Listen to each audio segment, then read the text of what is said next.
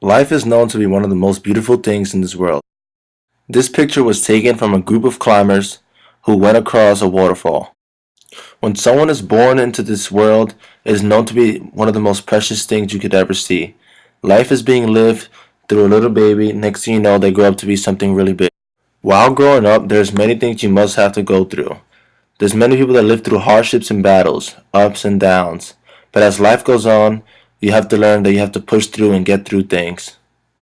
There are many sacrifices you have to make in order to succeed in life. In the story Made in Sar, the youth was being stopped from meeting her first love because of the tutor putting her to sleep. She had noticed and had to kill the tutor in order to meet her first true love. If she hadn't had killed the tutor, she would have never met the man who wanted to marry her. There would always be someone who would try and stop something good that is happening to you.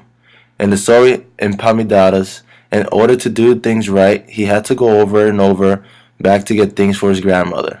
What his grandmother told him was to do things the right way or it won't work at all. Like when I come up to hit, I have to remember what I did before in order to get a hit in my next at bat. Life is a crazy ride and it's all about learning from your past to make your present even better. I have gone through some up and downs and I was able to overcome these problems and make myself a better person. Family and friends would be a reason why I was able to overcome many obstacles. One of my really good friends, Julian, was one of the main people who helped me get through all these things. In the story Tatterhood, the king and queen wanted to learn how to raise a kid. So in order to learn, the queen had to learn through peasants. In the eyes of others, that is an embarrassment if royalty people are learning from peasants. In order to live life, you must do things you do not want to do in order to live a better life, in this case having a family. In another story told in class, the writer needed to catch the firebird in order to follow his destiny. People have died trying to catch this firebird, and in order to catch the firebird, he needed to sacrifice himself.